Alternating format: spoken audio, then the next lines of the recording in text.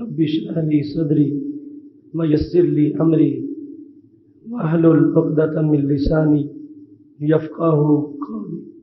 أحمدك اللهم يا مجيب كل سائل، والصلاة والسلام على من هو أفضل الوسائل وعلى آله وأصحابه ذوي الفضائل.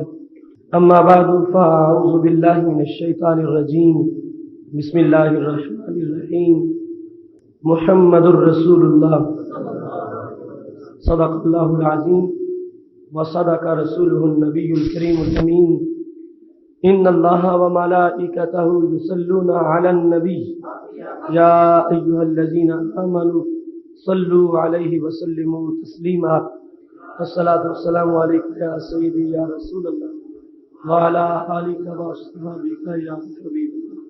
مولاي صل وسلم دائما أبدا على حبيبك خير الخلق كلهم، منزه عن شريك في محاسنه، فجوهر الحسن فيه غير منقسم. يا أكرم الخلق مالي من ألوذ به سواك عند حلول الحادث العممي. رب صل وسلم دائما أبدا على حبيبك خير الخلق كلهم. اللہ تبارک و تعالی جل جلالہ وعم نوالہ واتم برہانہ وعظم شانہ کی حمد و ثنا اور حضور پر نور شافع یوم النشور نبی محتشم رسول معظم فخر آدم و بنی آدم ساقی کوثر شافع محشر احمد مجتبیٰ جناب محمد مصطفیٰ صلی اللہ علیہ وآلہ وصحابہ وبارک وسلم کے دربار گہر بار میں ہدیہ درود السلام عرض کرنے کے بعد، رب ذوالجلال کے بے پایہ فضل اور توفیق سے ہمارا علم غیب شریف سے متعلق موضوع آج 17ویں قسط تک پہنچ گیا ہے. میری دعا ہے رب ذوالجلال ہماری اس کوشش کو اپنے دربار میں قبول فرمائے. خالق کائنات جل جلالہ ہم سب کو قرآن و سنت کا فہم عطا فرمائے اور قرآن و سنت کے بلاغ و تبلیغ اور اس پر عمل کی توفیق عطا فرمائے. محتشم سامعین حضرات، خالق کائنات جل جلالہ نے رسول اکرم نور مجسم شفیع معظم صلی اللہ علیہ وسلم کو علم غیب کے خزانے عطا فرمائے ہیں. ان کی مزید ایک جھلک آج آپ کے سامنے پیش کر رہا ہوں. سنن ابن ماجہ میں اور دیگر سیاستہ کی کتب میں یہ حدیث موجود ہے کہ جس وقت حضرت جابر بن عبداللہ رضی اللہ تعالی عنہ کے والد گرامی حضرت عبداللہ بن عمر بن حزام رضی اللہ تعالی عنہ احد میں شہید ہو گئے. صورتحال یہ تھی کہ حضرت جابر رضی اللہ تعالی عنہ کے والد گرامی ان پر کافی قرض چھوڑ کے دنیا سے گئے. بہنوں کی دیگر ضروریات اور بہت سے اخراجات کی بھی مشقت ان کے سامنے تھی اور والد گرامی کی جدائی کا غم بھی تھا. ایسی صورتحال میں رسول اکرم صلی اللہ علیہ وسلم نے جب ان کو دیکھا تو فرمایا یا جابر مالی اراکا منکسرن، اے جابر تجھے کیا ہے، میں تجھے بڑا پریشان دیکھ رہا ہوں. رسول اکرم صلی اللہ علیہ وسلم کا یہ تقیہ کلام تھا کہ وہ اپنی طرف سے پریشانی کا اظہار کریں کہ جس کے اظہار سے پہلے اس کا جواب نبی علیہ السلام کے ذہن میں موجود تھا. فرمایا جب خود بول کے یہ کہیں گے کہ یہ پریشانی ہے تو جواب میں اس پریشانی کا حل میں بتاؤں گا تو ان کی طبیعت اچھی طرح مطمئن ہو جائے گی. کہنے لگے یا رسول اللہ صلی اللہ علیہ وسلم ابا جی شہید ہو گئے اور کافی قرض چھوڑ گئے اور ہمشیرگان کا بوجھ بھی میرے اوپر ہے. تو میرے نبی علیہ الصلوۃ والسلام نے فرمایا افلا ابشرک ما لقی اللہ بہ اباک، اے جابر میں تجھے یہ نہ بتاؤں کہ اللہ کی اور تیرے باپ کی ملاقات کیسی ہوئی ہے جس کی وجہ سے تمہاری پریشانی ختم ہو جائے گی. افلا ابشرک، میں تمہیں بشارت نہ دوں کہ رب ذوالجلال جب تیرے والد محترم سے اللہ نے ملاقات کی ہے وہ شہادت کے بعد جب اللہ کے دربار میں پہنچے ہیں تو جس انداز میں ملاقات ہوئی ہے میں وہ تجھے بتاؤں؟ حضرت جابر رضی اللہ تعالیٰ عنہ نے کہا بلا، کیوں نہیں یا رسول اللہ صلی اللہ علیہ وسلم، آپ مجھے ضرور بتائیں کہ میرے والد کی میرے رب کے ساتھ ملاقات کیسے ہوئی؟ تو رسول اکرم صلی اللہ علیہ وسلم نے فرمایا ما کلم اللہ احدا الا من وراء الحجاب وکلم اباک کفاحا۔ اے جابر، تیرے باپ کی نرالی شان ہے، آج تک رب ذوالجلال نے جتنے شہیدوں کو بھی اپنی ملاقات کے لیے بلایا ہے ان میں سے کوئی بھی ایسا نہیں کہ جس سے رب کائنات نے بالمشافہ آمنے سامنے گفتگو کی ہو، الا من وراء الحجاب۔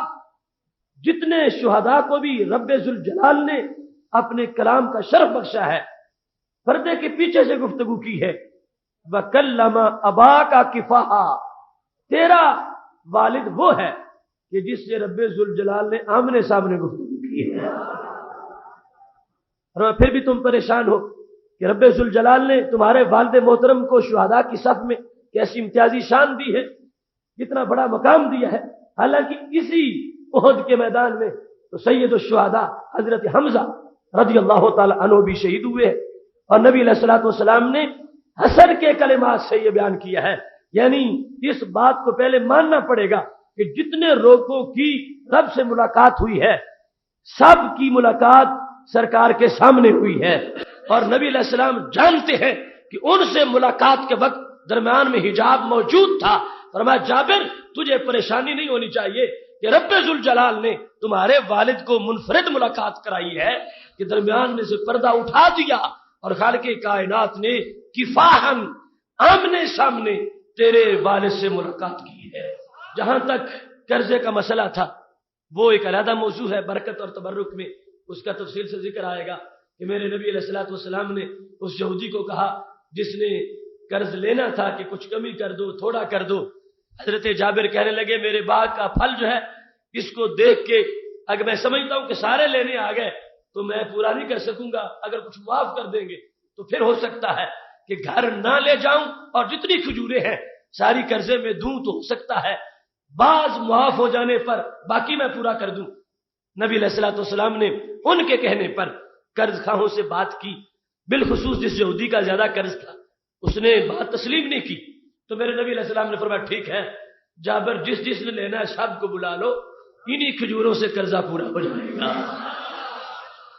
تو رسول اکرم صلی اللہ علیہ وسلم پاس بیٹھے اور فرمایا اب ان کو دیتے جاؤ۔ حضرت جابر رضی اللہ تعالیٰ عنہ کہتے ہیں میرا خیال یہ تھا کہ معاف ہو جائے قرضہ، کچھ باقی رہ جائے، اور یہ جو پیداوار ہے سب یہ قرض خواہوں کو دے دوں، گھر میں ایک کھجور نہ لے جاؤں۔ تو میں سمجھتا تھا کہ میری یہ بڑی کامیابی ہے، لیکن نکلا نتیجہ کیا، سب بوریاں بھر کے لے گئے اور ڈھیر میں ایک کھجور بھی کم نہیں ہوئی تھی، اور وہ ساری کی ساری گھر میں پہنچی تھی۔ تو یہ ان کی پریشانی کا جو دوسرا مسئلہ تھا وہ بھی حل کیا ہے، لیکن علم غیب کے لحاظ سے میرے نبی علیہ الصلوۃ والسلام نے حضرت جابر رضی اللہ تعالی عنہ کو اس ملاقات کا صرف پس منظر اور خبر ہی نہیں دی بلکہ تفصیلات بھی بیان کی۔ فرمایا جب رب نے تیرے باپ سے پوچھا تمنا، اے عبداللہ میں نے تجھ سے بے حجاب ملاقات کی ہے اور آج تجھ سے یہ کہتا ہوں جو مانگنا ہے اس وقت مجھ سے مانگو، اوتے کا میں تجھے عطا کروں گا۔ تمنا اوتے کا، رسول اکرم نور مجسم شفیع معظم صلی اللہ علیہ وسلم کی نسبت کا یہ فیض ہے کہ ایک غلام کو بھی اتنا مقام ناز ملا ہے کہ رب ذوالجلال فرماتا ہے تمنا جو چاہو، امر کا صیغہ ہے، تمنا اوتے کا، تم تمنا کرو میں تجھے عطا کروں گا۔ اور حضرت کعب احبار کا یہ جملہ ہے ابن کثیر میں، فرمایا کسی امت کے کسی امتی کو اللہ نے یہ شان نہیں دی جو شان اس ساری امت کو دی۔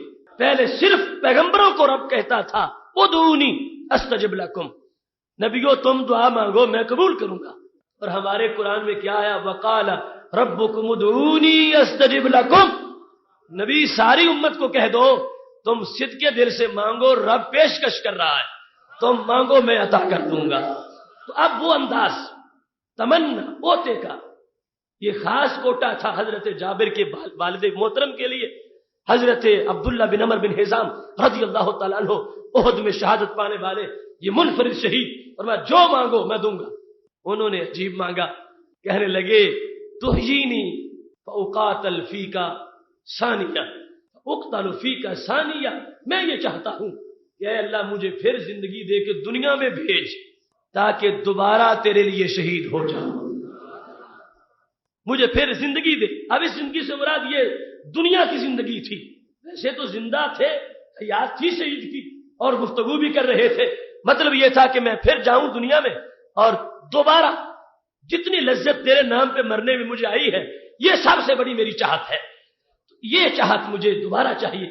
تو رب ذوالجلال نے فرمایا میں نے جو تجھے کہا تمنا اوتے کا، تو وہ دائرہ تھا جو قضاء میں مداخلت کے علاوہ ہے۔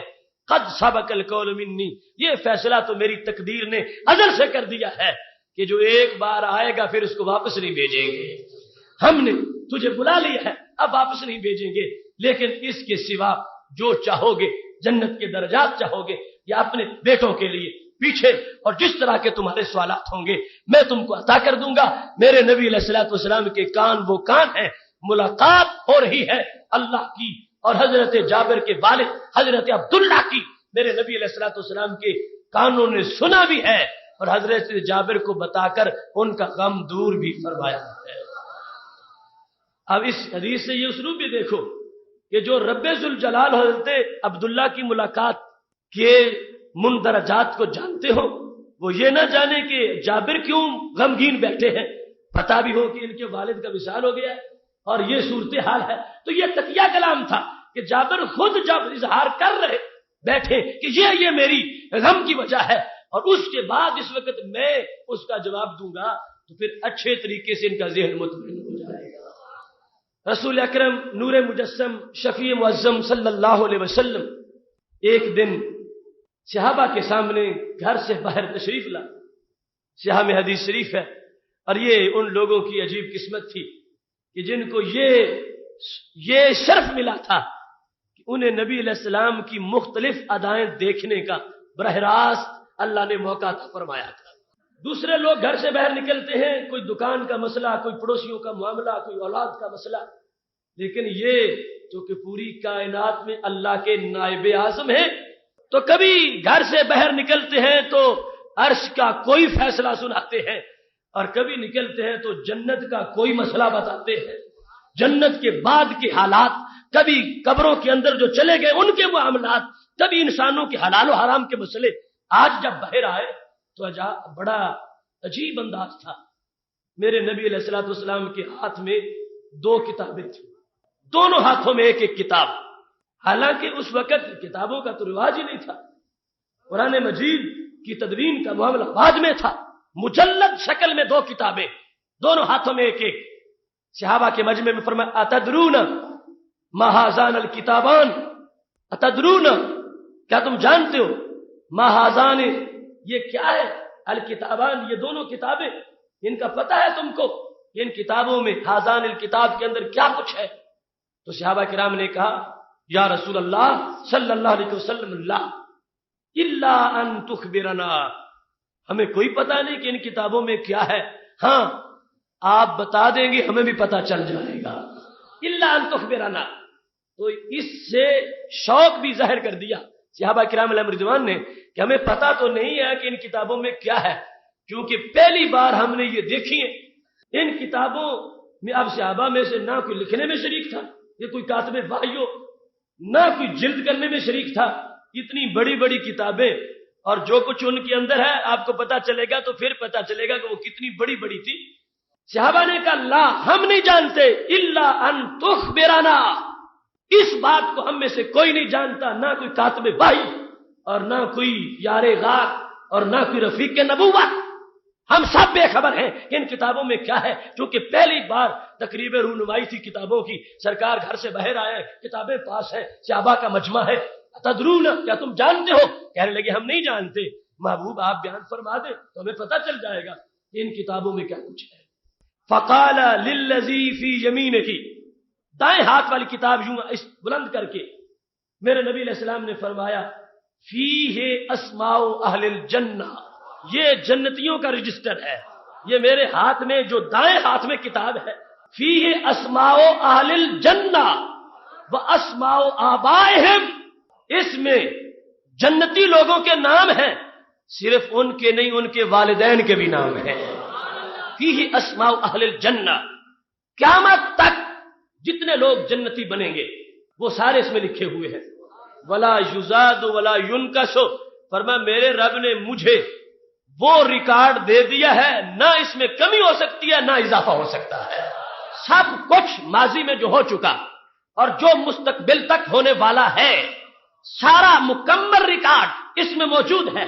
اور ثم اجملا کا محدثین نے دو معنی کیے، فرمایا یا تو یہ مطلب ہے کہ اللہ نے سارے نام لکھے ہیں اور پھر آخر میں ٹوٹل کا اندراج بھی کیا ہے، اجمال آخر میں ہے، اور دوسرا معنی یہ ہے کہ صرف جنتیوں کے نام ہی نہیں، اس میں ان ساری چیزوں کا ذکر ہے کہ وہ کیا کیا کام کر کے جنتی بنے، دنیا میں کیا کیا کھاتے رہے، اور جنت میں کیا کیا ان کو ملے گا، وہ بھی سب کچھ آخر میں لکھا ہوا ہے۔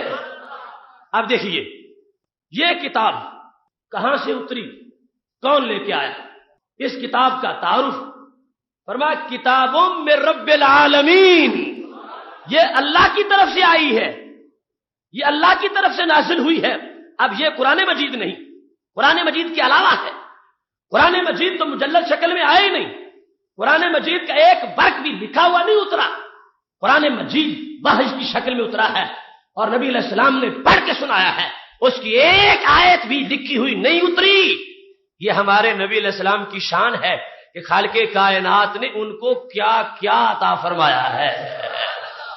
اب یہ عجیب کتابیں ہیں، دو کتابیں ہیں، اور موضوع کیا ہے، ایک کتاب کا تعارف کرواتے ہوئے فرمایا فیہ اسماء اہل الجنہ، اس میں جنتی لوگوں کے نام ہیں۔ تو یہاں کتاب کا پایا جانا، کتاب کا دکھانا، کتاب کا تعارف کروانا، اس ایک بات بالکل کلیئر سامنے آ گئی کہ کسی شخص کو یہ حق نہیں پہنچتا کہ وہ ہمارے نبی علیہ السلام کے علم کو اپنے عقل کی ترازو پہ تولنا شروع کرے۔ یہ وہ ہے کہ جن کو رب کائنات نے وہ کچھ دیا کہ جس کا ہم تصور بھی نہیں کر سکتے۔ اب صحابہ کو تو جو پاس بیٹھنے والے ہیں جبریل علیہ السلام کو آتے جاتے بھی دیکھتے ہیں، اور ان میں کاتبین وحی بھی ہے، ان میں وہ ہیں جن کو بعض میں خلافت راشدہ بھی ملی ہے، ان میں بدری صحابہ بھی ہیں، اشرا مبشرہ بھی ہے، ان میں سے تو کسی کو یہ نہیں ہوا کہ فوراً بولتے کہ ہم نہیں جانتے ہیں کہ اس کتاب میں کیا کچھ ہے، تو ان کا یہ کہنا کہ ہم نہیں جانتے، اس بات کا اعتراف تھا کہ محبوب بات تمہارے علم کی ہو اور فیصلے ہم کرتے پھریں، یہ کیسے ممکن ہے، یہ شان تمہاری ہے، کتابیں بھی تمہاری ہیں، علم بھی تمہارا ہے، تم بتاؤ گے تو ہمیں پتہ چل جائے گا۔ آج کا بدھ امتی جو آج بیٹھ کے سرکار کے علم کو تولنا شروع کر دے، وہ اپنے آپ کو سمجھتا کیا ہے؟ جب صحابہ کرام علیہم رضوان سرکار کے علم کا ایک شعبہ، ابھی ایک دفتر سامنے تھا، اس کے بارے میں انہوں نے اپنی بے خبری اور نہ جاننے کا اعتراف کرتے ہوئے کہا ہمیں کوئی پتہ نہیں، آپ بتائیں محبوب، آپ جانتے ہیں۔ جب صحابہ کرام علیہم رضوان کے وسیع معارف کی حدود میں سرکار کے علم کا ایک شعبہ بھی نہیں آ سکتا، تو آج جیسے کنزیں لوگوں کے احاطہ خیال کے اندر میرے نبی علیہ السلام کا سارا علم کیسے سما سکتا ہے؟ ادب ہے دربار رسالت کا، اور یہ ترک ہے علم کے۔ اب یہ کتابیں بالکل منفرد کتابیں ہیں، یہ قرآن مجید نہیں، یہ تورات نہیں، یہ زبور نہیں، یہ انجیل نہیں، یہ سرکار کا اپنا حصہ ہے، اللہ نے عطا فرمایا ہے، اور یہ واضح کر دیا کہ یہ رب العالمین کی طرف سے یہ کتاب آئی ہے۔ اور علم کتنا ہے، اگر اس پہ بات کریں تو گھنٹوں اس بات پہ گزر جائے کہ جب فرمایا فیہ اسماء اہل الجنہ، اس میں سارے جنتی لوگوں کے نام لکھے ہوئے ہیں۔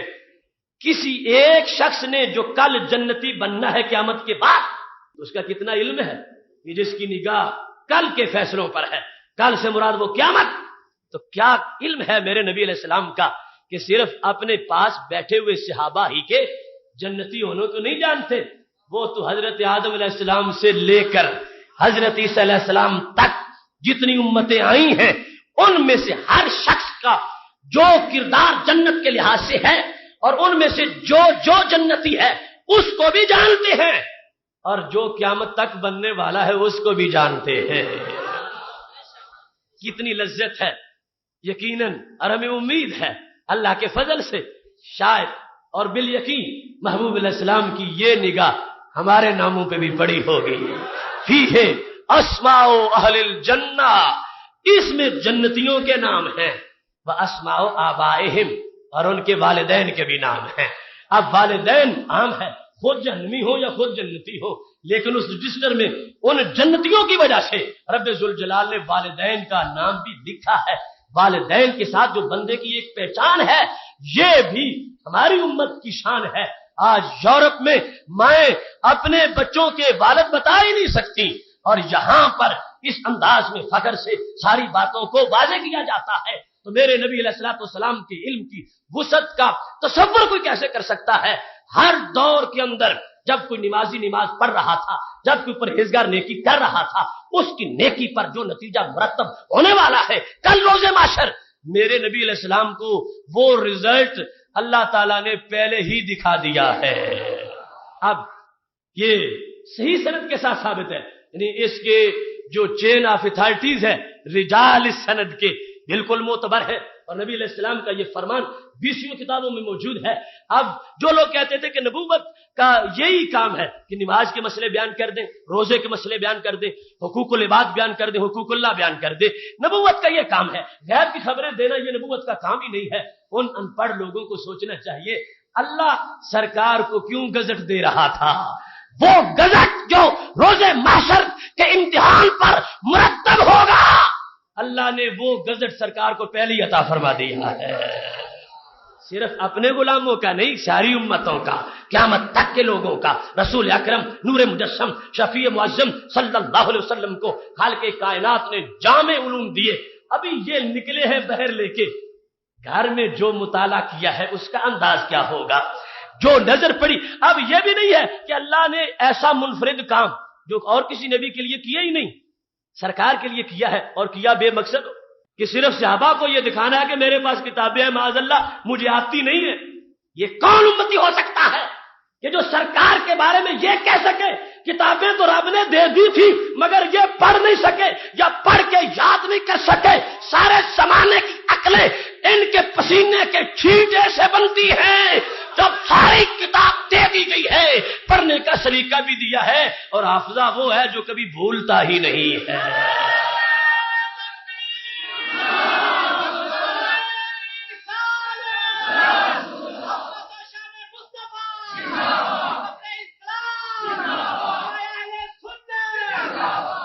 تدرون ما هذان الکتابان، تم جانتے ہو یہ کتابیں کیا ہے؟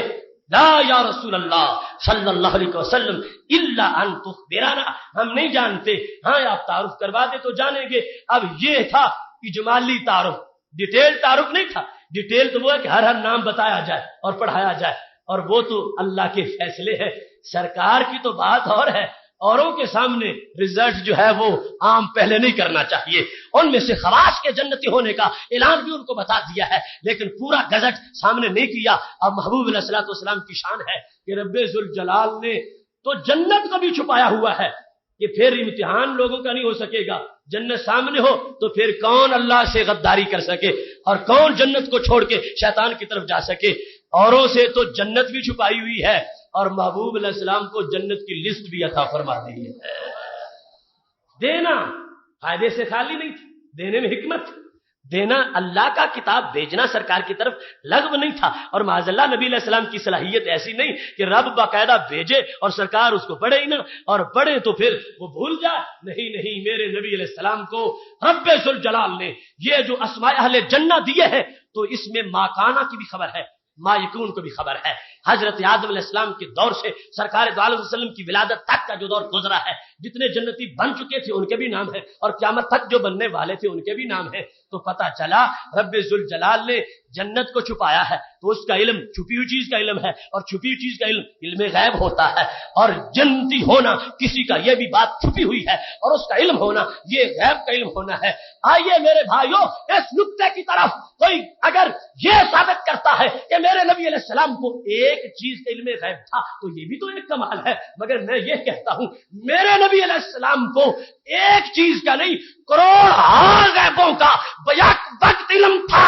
اس واسطے حضرت آدم علیہ السلام سے لے کر آخر انسان تک جو جنت میں جائیں گے ان کی تعداد کروڑوں ہوگی، اور ان میں سے ہر شخص کا جنتی ہونا غیب کا علم ہے، اور اللہ نے یہ سب علم غیب اپنے پیغمبر کو عطا فرما دی ہے۔ ہر شخص کا جنتی ہونا یہ مستقل غیب ہے، ہر شخص کا جنتی ہونا مستقل غیب ہے، ہر شخص کا جنتی ہونا مستقل غیب ہے۔ تو وہ ماضی کی محض ایک خبر نہیں دینے والے تھے، ماضی کی بھی کروڑوں غیب کی خبریں دیتے ہیں اور مستقبل کے بھی کروڑوں غیب جانتے ہیں۔ اس مقام پر رسول اکرم نور مجسم شفیع معظم صلی اللہ علیہ وسلم نے جب یہ اعلان کیا، اور ساتھ یہ بھی لا یزاد ولا ینقص، فرمایا جو کچھ ریکارڈ میرے پاس آ گیا ہے اس میں اضافہ بھی نہیں ہوگا، کمی بھی نہیں ہوگی، کہ ایک شخص میرے کاغذوں میں تو جنتی اور کل وہ جہنمی بن جائے، اور ایک شخص میرے کاغذوں کے اندر وہ جہنمی اور کل جنتی بن جائے۔ فرمایا اللہ نے مستقبل دیکھ کے، یہ ہے تقدیر کہ اللہ نے جو ازل میں لکھا تو مستقبل کو دیکھ کے اس نے خبر دے دی کہ اپنے اختیار سے جو جہاں جائے گا اللہ اس کو دیکھ رہا تھا، اللہ کا لکھا ہوا مجبور نہیں کر رہا۔ یہ مطلب ہے نہ کمی ہوگی نہ زیادتی ہوگی، کہ جو کچھ حقیقت میں قیامت تک ہونے والا ہے رب کے سامنے ہے، رب نے دیکھ کر لکھ دیا ہے، اپنے نبی کو بتا دیا ہے۔ لہذا قیامت تک کے معاملات میں فرمایا اب اس میں نہ کوئی اضافہ کر سکتا ہے اور نہ کوئی کمی کر سکتا ہے، کہ جو کچھ ہونا ہے اپنے اختیار کے ساتھ بندوں نے کرنا ہے، اللہ نے وہ قیامت تک کا دیکھ کا اس میں مرتب فرما دیا ہے۔ پھر بائیں ہاتھ والی کتاب، ثم قال للذی فی شمالہ، پھر کہا اس کتاب کے لیے جو بائیں ہاتھ میں تھی، فرمایا فیہ اسماء اہل النار واسماء آبائہم، فرمایا اس کتاب کے اندر جہنمیوں کے نام ہیں اور جہنمیوں کے والدین کے نام ہیں۔ اس کتاب کے اندر فرمایا اس میں بھی لا یزاد ولا ینقص، کوئی نام نہ اضافی داخل ہو سکتا نہ خارج کیا جا سکتا ہے، یہ ریکارڈ مکمل ہے۔ اب دیکھو جو بھی لوگ آئے ہیں دنیا میں جنت اور جہنم میں جانے والے ہیں، ان کے علم، ہر ایک شخص کا علم، وہ کتنے علم غیب بنتے ہیں۔ رب ذوالجلال نے اپنے محبوب علیہ السلام کو ہر جنتی کا بھی علم دے دیا ہے۔ جنتی سے مراد جس نے بالآخر جنتی بن جانا یا ڈائریکٹ جنتی بن جائے گا، یعنی مومن ہے اگر جہنم میں گیا تو پھر بھی جنت میں تو جائے گا۔ ہر جنتی کا علم بھی رب کائنات نے محبوب علیہ السلام کو دے دیا ہے، اور ہر جہنمی کے بارے میں بھی مطلع فرما دیا ہے۔ ایک عام خط کسی عام ذات کی طرف سے کسی کو لکھا جائے تو وہ بھی حکمت کے لیے ہوتا ہے، کوئی مقصد ہوتا ہے، کوئی مطلب ہوتا ہے خط بھیجنے کا۔ رب ذوالجلال نے یہ پوری 2 کتابیں بھیج دی تو کیا کوئی مطلب ہی نہیں تھا؟ ان لوگوں کے بقول جو کہتے ہیں کہ نبی کا کام ہی نہیں غیب کی خبریں دینا، تو یہ مطلب بنے گا کتابیں اللہ نے فضول بھیجی، اور اللہ تو ہر کام حکمت والے کرتا ہے اور حکیم ہے، لہذا اس نے یہ 2 کتابیں بھیج کر ایک انفرادی شان دی ہے ہمارے نبی علیہ السلام کو۔ فرمایا جو نتائج اور رزلٹ مرتب ہوں گے معاشر میں، ہم پہلے تم کو ان سے مطلع کر رہے ہیں اور عطا کر رہے ہیں۔ اس کا علم غیب کے سوا اور کیا مقصد ہو سکتا ہے؟ خالق کائنات جل جلالہ نے خود اپنے محبوب علیہ السلام کو یہ علم دیا ہے اور خود اس کا اظہار بھی فرمایا ہے۔ صلی اللہ علیہ وسلم آپ تشریف فرما ہے اور ایسے ہی موضوع پہ گفتگو ہو رہی ہے۔ میرے محبوب علیہ الصلوۃ والسلام ارشاد فرمانے لگے، گھاٹی تھی جس کا نام مرار تھا، حدیبیہ کے موقع پر، فرمایا من سائدہ ہذی سنیہ یحط عنہ کما یحط عن بنی اسرائیل، جو اس گھاٹی پہ چڑھے گا اس کے گناہ یوں معاف کیے جائیں گے جیسے اللہ نے بنی اسرائیل کو کہا تھا قولوا ہتا کرتے داخل ہو جاؤ اس وادی میں، ہم تمہارے گناہ جھاڑ دیں گے۔ اور وہ بدبخت نکلے، انہوں نے ہتا کی جگہ ہنتا کہنا شروع کر دیا۔ فرمایا جیسے اللہ کی رحمت جوش میں تھی اور بنی اسرائیل کو کہہ دیا تھا، آج میرے کہنے پر اس گھاٹی پہ جو چڑھے گا اللہ اس کے سارے گناہ جھاڑ دے گا۔ اول من سائدہ، سب سے پہلے جو چڑھے تو وہ خیل خزرج تھا، ان کا قافلہ تھا، گھوڑوں پر وہ چڑھ گئے۔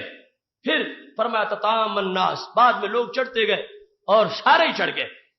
میرے محبوب علیہ الصلوۃ والسلام نے رزلٹ کا اعلان کیا، کلکم مغفور لہ الا صاحب الجمل الاحمر، فرمایا جتنے بھی چڑھے ہو اللہ نے سب کو بخش دیا ہے مگر سرخ اونٹنی والا نہیں بخشا گیا۔ سب بخشے گئے مگر سرخ اونٹنی والا نہیں بخشا گیا، سرخ اونٹنی والا نہیں بخشا گیا۔ ڈھونڈا گیا کہ یہ کون ہے، تو اس کا نام عبداللہ بن ابی بن سلول تھا، وہ منافقوں کا سردار۔ فرمایا سب بخشے گئے مگر سرخ اونٹنی والا نہیں بخشا گیا۔ وہ عبداللہ بن ابی بن سلول تھا. اب صحابہ نے یہ چاہا کہ سرخ اٹھنے والا اگر اس رحمت سے آج محروم ہو رہا ہے تو ہم سارے بخشے جائیں, سب کے گناہ جھڑ جائیں اور اس کے رہ جائیں, آخر ہمارے ساتھ کچھ قدم اس نے بھی اٹھائے, اس کو بھی سرکار کے پاس لے چلتے ہیں کہ یا رسول اللہ صلی اللہ علیہ وسلم اس بدبخت کو بھی خوش بخت بنا دو, پکڑ کر رحمت کے سمندر میں اس کو بھی غوطہ لگواؤ. اب آگے پتہ نہیں سرکار نے اس کو قبول کرنا تھا یا نہیں کرنا تھا, مگر وہ بدبخت کتنا بدبخت نکلا. صحابہ نے کہا تعال یستغفر لک رسول اللہ صلی اللہ علیہ وسلم, تیرے لیے بھی اللہ کے نبی دعا مانگتے ہیں اور تیرے گناہ بخش دیے جائیں گے. تعال یستغفر لک, تیرے لیے اللہ کے نبی استغفار کرتے ہیں, وہ دعا کریں گے تو تیرے گناہ بھی ہو سکتا ہے جھڑ جائیں. وہ کہنے لگا میں تو نہیں جاؤں گا. لأن أجد دالتي أحب إلي من أن يستغفر لي صاحبكم, کہتا ہے میری گم شدہ چیز مجھے مل جائے, مجھے یہ پسند ہے, مگر تمہارے نبی کی دعا مجھے پسند نہیں ہے. یہ شروع سے طریقہ ہے لوگوں کی مثال دینے. کتنا بڑا منصب تھا کہ سرکار کسی کے بارے میں دعا مانگ دیں. تب فرماتا ہے فلا وربک لا یؤمنون حتی یحکموک فیما شجر بینہم, فرماتا ولو انہم یظلموا انفسهم جاؤوک فاستغفروا اللہ واستغفر لهم الرسول لوجدوا اللہ توابا رحیما. فرمایا جو بھی جان پہ ظلم کر بیٹھے محبوب اگر وہ تمہارے قدموں میں آ جائے اور یہاں آ کے معافی مانگے اور تم اس کی سفارش کر دو, واستغفر لهم الرسول, اللہ کا قرآن ہے, فرمایا صرف وہ نہ مانگے میرے نبی تم بھی اس کے لیے مانگو, لوجدوا اللہ توابا رحیما, ان کو بھی اللہ رحمت کے دروازے کھولے ہوئے مل جائے گا. یہ مطلب ہے تواب الرحیم کا. فرمایا محبوب تمہارا تو اپنا مرتبہ ہے, اگر کوئی جان پہ ظلم کر بیٹھے جس کے لیے میں نے دروازے بند کیے ہوئے تمہارے پاس آ جا اور آ کے تمہاری سفارش کروائے مجھ سے, فاستغفر اللہ واستغفر لهم الرسول. اللہ تو ہر جگہ سے سنتا ہے نا, لیکن فرمایا وہ تمہارے پاس آئے اور پھر تم کہو کہ اے اللہ اس کو بخش دے, آپ کہو نبی تم کہو تو کیا ہوگا, لواجد اللہ تواب الرحیما. پھر وہ لوگ جو اپنی جانوں پہ ظلم کر بیٹھے ہیں وہ مجھے بخشنے والا پائیں گے, میں دروازے کھول دوں گا, ان پہ رحمت کروں گا. اب یہ شان ہے نبی علیہ الصلوۃ والسلام کی دہلیز میں دعا کروانے کی. صحابہ نے کہا ہم تیری سفارش کرتے ہیں نبی علیہ السلام کے پاس, اور نبی علیہ السلام سفارش کر دیں گے تیری اللہ کے پاس, ہو سکتا ہے تیرا بھی کام بن جا. تو وہ کہنے لگا مثال کیا دی, لأن أجد دالتی, مجھے میری گم شدہ چیز مل جائے. یہ بھی ہو سکتا ہے میری گم شدہ اونٹنی مجھے مل جائے, میری گم شدہ مرغی مجھے مل جائے, گم شدہ چیز میری مجھے مل جائے. احب الیہ, مجھے یہ پسند ہے, کس سے, من ان یستغفر لی صاحبکم, اس سے کہ تمہارے نبی میرے گناہوں کی معافی مانگے, میری وہ سفارش کریں, مجھے وہ پسند نہیں, گم شدہ چیز ملنے پر مجھے بڑی خوشی ہوگی. کتنا بدبخت تھا کہ جہنم میں جلنا یہ اور اس سے باہر نکلنا یہ کتنی بڑی بازیابی تھی. اپنی گم شدہ چیز سے اگر وہ گم شدہ جہنم سے نکل آتا تو کتنا بڑا مرتبہ تھا.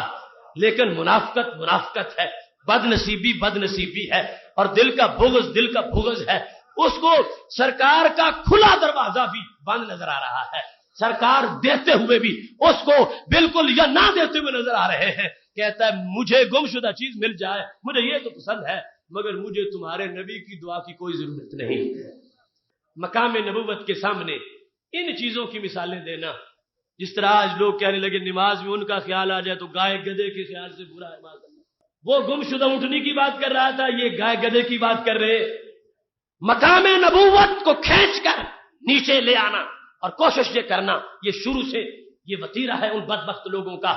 اتنا بڑا انعام تھا, صحابہ کہہ رہے تھے آ جاؤ تجھے رسول اکرم نور مجسم شفیع معظم صلی اللہ علیہ وسلم تمہارے لیے دعا کرتے ہیں اور تمہارا کام بن جائے گا.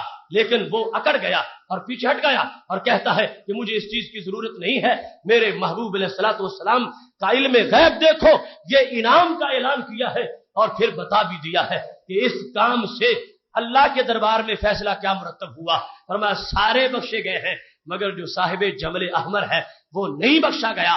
اور اس کے بارے میں محبوب علیہ الصلوۃ والسلام نے جو رب کے دربار کے حتمی فیصلے تھے اپنی امت کو مطلع فرما دیا ہے. پھر دیکھیے رسول اکرم نور مجسم شفیع معظم صلی اللہ علیہ وسلم نے ارشاد فرمایا ہے، اور یہ بھی صحیح میں موجود ہے کہ میرے نبی علیہ الصلوۃ والسلام فرمانے لگے، اوردت علیہ امتی، مجھ پر میری امت کو پیش کیا گیا، بعملہا، امتی بعملہا، امت اپنے عمل کے ساتھ، ساری امت مجھ پر اپنے عمل کے ساتھ پیش کی گئی۔ کیسے؟ فرمایا اچھے عمل بھی سارے مجھے دکھائے گئے، اور جو ان کے برے عمل تھے امت کے وہ بھی دکھائے گئے۔ پھر فرمایا اتنا میں نے اس کا مشاہدہ کیا ہے، اتنا میں نے دیکھا ہے، اچھا کام یہاں تک فرمایا کہ اگر کسی نے رستے سے کانٹا بھی اٹھایا ہے اللہ نے مجھے وہ بھی دکھایا ہے۔ یہ حسر دیکھو، اچھے کام فرمایا امت کے سارے میرے سامنے، اور اس عقیدے میں دیکھو لذت کتنی ہے۔ آج کا نمازی اگر یہ تصور کرتا ہے کہ میری یہ نماز بھی میرے سرکار کے دربار میں پیش ہوئی ہے اور ہو رہی ہے، تو اس میں ایک اور چاشنی ہے، اللہ کی بارگاہ کی حاضری، اور وہ لذت تو طے شدہ ایک حقیقت ہے۔ فرمایا ہر کام، اگر کسی نے کوئی کتاب لکھی، کسی نے کوئی کار خیر کیا، کسی نے کوئی سماجی خدمت کی، کسی نے حج کیا، کسی نے جہاد کیا، کسی نے پڑوسیوں کے ساتھ اچھا سلوک کیا، قیامت تک جو نیکی کسی شخص سے صادر ہوگی وہ بندہ ابھی پیدا نہیں ہوا، اللہ نے مجھے وہ بھی دکھایا ہے، اس کی نیکی بھی دکھائی ہے۔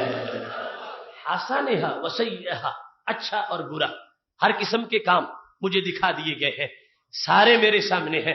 اب یہاں بھی دکھایا اللہ کی طرف سے گیا ہے، اور یہ بھی اللہ حکیم ہے، حکمت ہے۔ تو خالق کائنات نے آ کر یہ کیوں دکھایا؟ کیا اس میں حکمت تھی؟ رب ذوالجلال رسول اکرم نور مجسم شفیع معظم صلی اللہ علیہ وسلم کو اگر اس نے محض نماز کے مسائل بیان کرنے کے لیے بھیجا تھا تو یہ دکھانے کا اس کا براہ راست تو کوئی تعلق نہیں بنتا۔ میرے نبی علیہ السلام نے فرمایا میری امت کو یہ شوق ہونا چاہیے کہ ہمارے کام اس لائق ہوں کہ سرکار دیکھے تو خوش ہو جائے۔ میرے محبوب علیہ الصلوۃ والسلام نے امت کو شوق بھی دیا ہے، اور امت کو یہ بھی کہا ہے کہ میرا دین قیامت تک رہے گا۔ تو یہ نہ سمجھنا کہ کہو کہ باقی امتوں کے نبی تو پاس ہوتے تھے، وہ ان کے ساتھ مل کے نمازیں پڑھتے تھے اور مل کے رہتے تھے، اور ہم آج اس سعادت سے محروم ہو گئے۔ فرمایا تم نمازیں صدیوں بعد پڑھو گے، میں نے تمہارے پیدا ہونے سے پہلے دیکھ لی ہے، تمہیں دیکھا ہے ہر عمل کو کہاں تک؟ فرمایا حتی الاذى، معمولی سا کانٹا اگر کہ راستے سے اٹھا کے دور پھینکتا ہے اس لیے کہ کسی کو تکلیف نہ ہو، فرمایا یہ عمل بھی اس کا مجھ سے چھپا ہوا نہیں، اللہ تعالیٰ نے یہ بھی مجھے دکھایا ہے۔ دوسرے نمبر پر فرمایا جو کوئی میرا امتی برائی کرے گا وہ بھی قیامت تک جتنے تھے سب میرے سامنے مجھے اللہ نے دکھائی ہے۔ اور یہاں بیان کرتے کرتے فرمایا یہاں تک بھی میں نے دیکھا ہے، یہ آخری حد ہے، یہاں تک بھی میں نے دیکھا۔ فرمایا اگر کوئی فاسق و فاجر ہے، بدکار ہے، چور ہے، ڈاکو ہے، لٹیرا ہے، وہ حقوق اللہ کا غاصب ہے یا حقوق العباد کا غاصب ہے، وہ لوگوں کے اجتماعی معاملات کا مجرم ہے یا انفرادی طور پر وہ ایک بدکاری کرنے والا ہے، میرے نبی علیہ السلام فرماتے ہیں سب کچھ میں جانتا ہوں، میرے سامنے رب نے رکھا ہے، یہاں تک میں جانتا ہوں۔ فرمایا اگر کسی شخص نے مسجد میں تھوک دیا اور پھر اس کو صاف نہیں کیا میں نے یہ بھی دیکھا ہے۔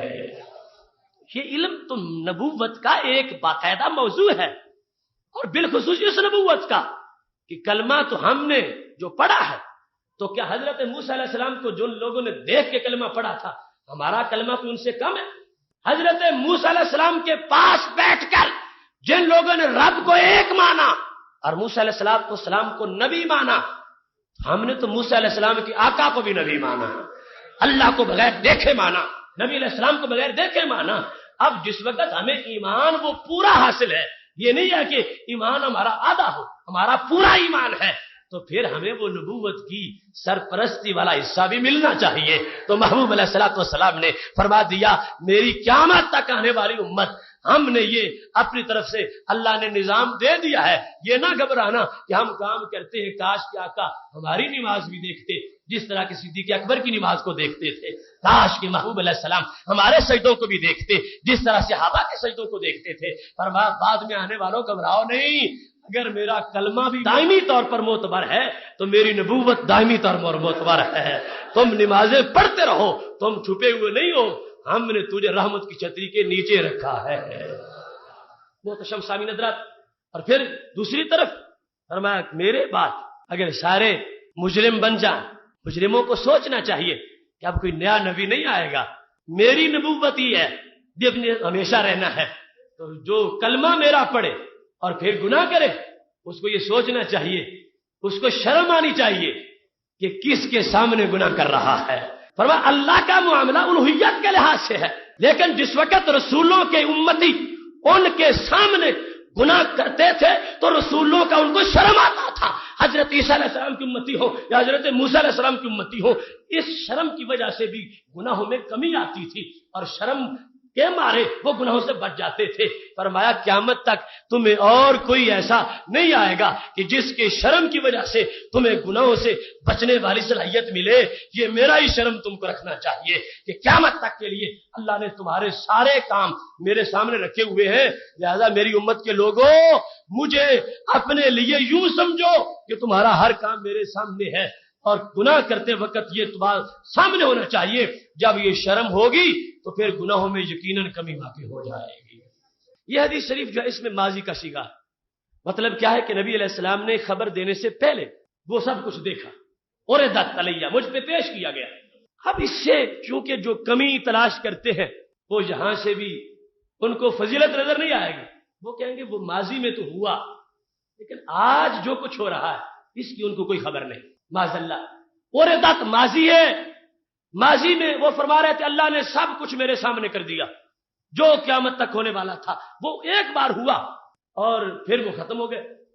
اور آج کے احوال جو ڈائریکٹ ان کی نگرانی ہے یہ تو ان کو پتہ ہی نہیں، معاذ اللہ، یہ باقاعدہ ان کتابوں میں لکھا ہے۔ تو محترم سامعین حضرات، اگر صرف پہلی حدیث ہوتی تو پھر بھی ہم سب کچھ اسی سے ثابت کر سکتے تھے، لیکن میرے نبی علیہ السلام کا دوسرا فرمان جس میں ماضی نہیں مضارع کا صیغہ ہے، حال اور مستقبل کی بات ہے، اس میں میرے محبوب علیہ السلام جب فرما رہے تھے حیاتی خیر لکم و وفاتی خیر لکم، میرے صحابہ جب تک میں تمہارے سامنے ہوں پھر بھی خیر ہوں، اور جب میرا وصال ہو جائے گا تو یہ نہ سمجھنا کہ میرا کوئی تمہیں نقصان ہوگا، پھر بھی میرا فائدہ باقی رہے گا۔ لفظ خیر بولا، حیاتی خیر لکم و وفاتی خیر لکم، میری حیات بھی تمہارے لیے خیر ہے اور میرا دنیا سے جانا بھی تمہارے لیے خیر ہے۔ کیوں؟ فرمایا ستعرض علی اعمال امتی، مجھ پر سارے امت کے اعمال پیش کیے جاتے رہیں گے مستقبل میں۔ فرمایا جب تک سامنے ہو اس میں تو خیر میں کسی کو شک ہی نہیں۔ صحابہ کتنی خیر پاتے ہیں، جس ایک منٹ میں سرکار کا چہرہ آنکھوں سے دیکھتے ہیں وہ ہمارے لیے کروڑوں صدیوں سے بڑا وقت ہے ہمارے اس ٹائم کے مقابلے میں، ان کے خیر کا تو اندازہ نہیں کیا جا سکتا۔ تو مستقبل کا جو معاملہ تھا، فرمایا جب وصال ہو جائے گا تو پھر بھی خیر ہوں، اس کے بارے میں یہ لفظ بولے تھے جو آج ہمارے اس موضوع کو ثابت کر رہے ہیں۔ فرمایا ما رأیت من خیر حمدت اللہ بعد از وصال، صحابہ جب تک سامنے ہوں پھر تو سامنے ہوں تمہارے، اور بعد از وصال کیا ہوگا؟ فما رأیت من خیر حمدت اللہ، قیامت تک اپنی امت کی جو نیکی بھی دیکھوں گا، نیکی دیکھ کے رب کی حمد کروں گا۔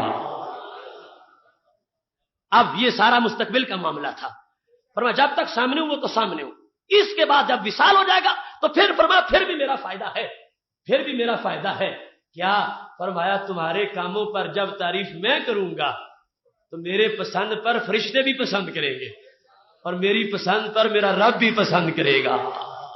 تمہاری نیکیوں پر جو قیامت تک ہوگی جب میری پسند کی مور لگے گی تو فائدہ کیا ہوگا؟ پھر اللہ ریجیکٹ نہیں کرے گا، اللہ مسترد نہیں کرے گا۔ ما رأیت من خیر حمدت اللہ، جو بھی تمہاری نیکی دیکھوں گا میں اس پر اللہ کی حمد کروں گا، اور میرا اس پر حمد کرنا اس کا مقصد یہ ہوگا کہ میں نے پسند کیا ہے، اور جب میں پسند کرتا ہوں تو میں وہ ہوں کہ میری رضا کو خدا پسند کرتا ہے۔ فَلَنُوَلِّيَنَّكَ قِبْلَةً تَرْضَاهَا، فرمایا پسند تم کرو، قبلہ ہم بنائیں گے۔ یہ رب ذوالجلال کا اعلان ہے، سرکار کی پسند اتنی بڑی پسند ہے، تو فرمایا یہ پہلو بھی خیر کا دیکھو، یہ نہ ہے دیکھو صحابہ کہ آج تمہارا کام دیکھ کے میں خوش ہوتا ہوں تو ابر کرم برستا ہے، قیامت تک کے غلام جو اچھا کام کریں گے میں دیکھوں گا اور دیکھ کے حمد کروں گا، اللہ تبارک و تعالیٰ پسند فرما لے گا۔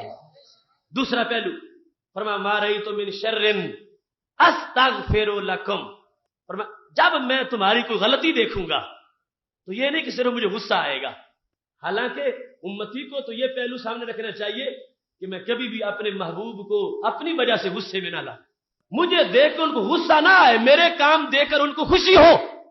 लेकिन सरकार की रहमत, फरमाया मा रअयतु मिन शर्रिन, जब मैं तुम्हारा कोई बुरा काम देखूंगा क्या होगा, अस्तगफिरु लकुम, फरमाया तुम्हारी गलती की अल्लाह से माफी मैं मांगूंगा।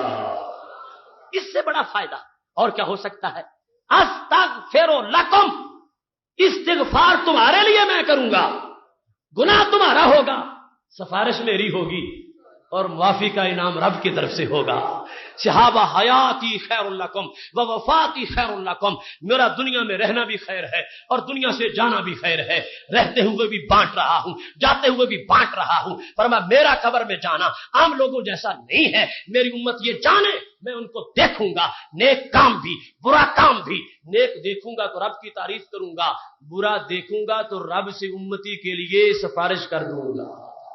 इसमें भी पता चला हर नेक काम हर उम्मती का उनके सामने है और हर बुरा काम हर उम्मती का उनके सामने है। तो दोनों पहलू बड़े लजीज हैं। हर नेक काम तो ये बड़ी हौसला अफजाई है कि मैंने कुरान हिफ्ज किया तो मुझे खुशी होनी चाहिए कि मेरे महबूब आज खुश हो रहे हैं कि मेरे उम्मती ने कुरान हिफ्ज कर लिया। मैंने गरीब को कपड़ा पहनाया तो मुझे खुशी होनी चाहिए कि आज मेरे महबूब खुश हो रहे हैं कि उनकी उम्मती ने उम्मती के साथ अच्छा सलूक किया। ये अंदाज बड़ा अपनी तरफ से नेकी के अंदर हौसला बख्शने वाला है। और दूसरी तरफ ये कि मैंने ये बुराई की तो सरकार के पास तो मेरी खबर सामने, अब आगे मुझे ऐसा नहीं करना चाहिए, फिर मुझे रुक जाना चाहिए। सरकार दो आलम सल्लल्लाहु अलैहि वसल्लम मुझसे नाराज हो जाएंगे और मुझसे बेजार हो जाएंगे, और जो सरकार को बेजार करता है वो तो खार हो जाता है। जब ये एक इंसान के दिल में ऐसी बात आती है तो ये भी उसकी बेहतरी है, वो गुनाहों से बच जाएगा। इस वास्ते मेरे नबी अलैहि सलाम ने फरमाया मेरा दुनिया से चले जाना भी तुम्हारे लिए खैर है कि मेरी रहमतें मुसलसल तुम्हें क़यामत तक मिलती रहेगी। वो तो शमशान हजरत, अब ये फलसफा आपके ज़हनों में बिल्कुल क्लियर हो चुका होगा कि इल्मे गैब का नबूवत के साथ ताल्लुक क्या है और बिलखुसूस खत्म नबूवत के साथ। हम जिन लोगों ने कलमा पढ़ा है और नबी अलैहिस्सलाम से जब हमारा ये ताल्लुक है कि महबूब अलैहिस्सलाम जानते हैं क्या कुछ हो रहा, इसमें फायदा है उम्मत का। इल्मे गैब के अंदर बाकायदा उम्मत की एक अजमत है, उम्मत की एक हैसियत है, उम्मत की एक रहनुमाई है, और ये बिल यकीन तयशुदा हकीकत है। इसमें से कोई काम भी अल्लाह की दी तौफीक के बगैर मुमकिन ही नहीं है। नबी अलैहिस्सलाम एक शख्स की नेकी को भी खुद नहीं जान सकते थे। ये खालिक़े कायनात जल्ला जलालू का उन पर करम है, वो है जो हम देख ही नहीं सकते, हम अंदाजा ही नहीं लगा सकते। ये तो दो किताबों का मामला था, पता नहीं रब्बे कायनात ने उनको कितनी अता फरमाई है। ये तो दिखाई दो निकल के बाहर है स्यादा ये क्या है, अंदर जो कुछ उतरा और जो कुछ आया और जो कुछ रिज़्क़ के बारे में, जो कुछ उम्मत के बेटों के बारे में, जो कुछ इज्जतों के बारे में, वो सब कुछ सरकार दो आलम सल्लल्लाहु अलैहि वसल्लम की अपनी शान है, उसमें कोई दूसरा तसव्वुर भी नहीं कर सकता। ये महबूब अलैहिस्सलाम का अंदाज है, मिलता भी गैब से है, जाता भी गैब की तरफ है। एक हदीस में यह है कि मजमा आम में फिर दोनों हाथ यूं फिजा में झाड़े तो दोनों किताबें फिजा में गुम हो गई, फिजा में गायब हो गई। तो पता चला कि ये मामलात उनकी जात तक महदूद है कि उनके पास आता कहां से है और उनके पास जाता कहां तक है। खालिक़े कायनात जल्ल जलालहू ने उनको इल्मे गैब में भी मुनफरिद शान अता फरमाई है। व आखिरु दावाना अनिल हम्दुलिल्लाहि रब्बिल आलमीन।